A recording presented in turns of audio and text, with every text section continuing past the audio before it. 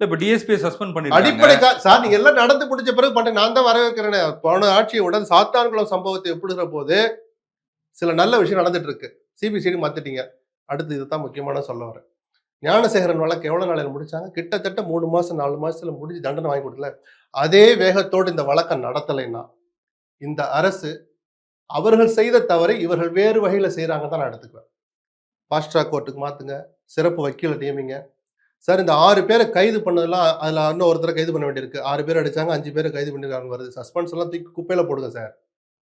இந்த வழக்கை சீக்கிரமா நடத்தி தண்டனை வாங்கி கொடுத்தாதான் நாம ஒரு எல்லைக்கு மேல ஒருத்த மேல லத்திய பாய்ச்சினா ஏறி மிதிச்சா எங்க நம்ம வாழ்க்கை முடியுதுன்ற பயம் ஒட்டுமொத்த காவல்துறைக்கு வரணும். டிஜிபியில தொடங்கி கீழே இருக்கிற 2ஆம் நிலை காவலர் வரைக்கும் தெரியணும்னா இந்த வழக்கை எவ்வளவு சீக்கிரம் இந்த அரசு நடத்துதோ அதுலதான் இவருடைய முகம் காப்பாற்றப்படும். அப்படி இல்லைன்னா இது வழக்கம் போல இது ஒரு பூச்சாண்டி வேலையை தான் ஸ்டாலினும் செய்யறாருன்னு தான் நம்ம எடுத்துக்க முடியும். இல்ல கைதிகளை சரியா நடத்துறது இல்ல.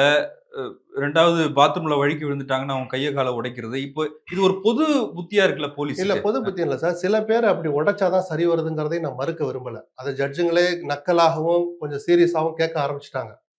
சரிதானா? சார் இருக்கட்டும் சார். வெறும் மனித உரிமை மீறல் மட்டுமே பேசாதீங்க சார். ஒரு எல்லை இருக்குன்னு சொல்றேன். ராஜா இங்க வா ராஜா, சொல்லிரு ராஜா அப்படின்னா ஒரு குற்றவாளி சொல்லுவாங்க. அங்கதானே சார் தொடங்குது. இல்ல ஆமான்ற அதனாலதான் எல்லைக்குள்ள நில்லுங்க.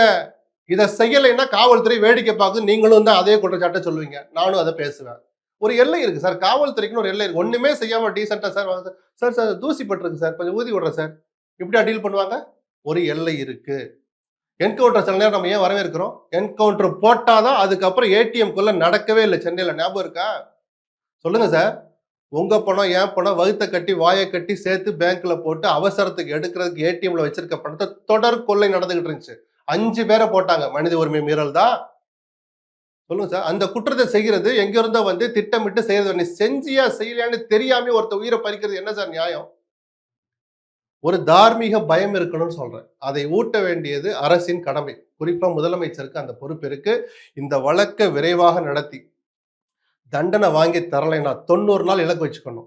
சில டெக்னிக்கல் காரணங்களுக்காக இன்னொரு 30 நாள், 120 நாளைக்குள்ள இந்த வழக்கின் தீர்ப்பு வரவில்லை என்றால் குற்றவாளிகளை இந்த திராவிட மாடல் அரசு காப்பாற்ற துடிக்கிறது. சிபிசிஐடிக்கு மாத்திரம் சும்மா பம்மாத்து வேலைங்கிற விமர்சனம் வெளிப்படையாக வெடிக்கும்.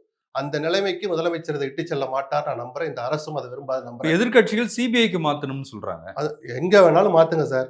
வழக்கினுடைய தீர்ப்பு 120 நாளைக்குள்ள வரணும் சார். 90 நாளையில முடிஞ்சா இது ஒட்டுமொத்த காவல்துறைக்குமே நல்லது. ஏன்னா அவங்களுக்குமே ஒரு சுய கட்டுப்பாடு விதிச்ச மாதிரி ஆயிடும். அது தெரியாம தறிகட்டு அலையிறாங்கல்ல, அவங்களுக்கு ஒரு பயம் வரும்ல.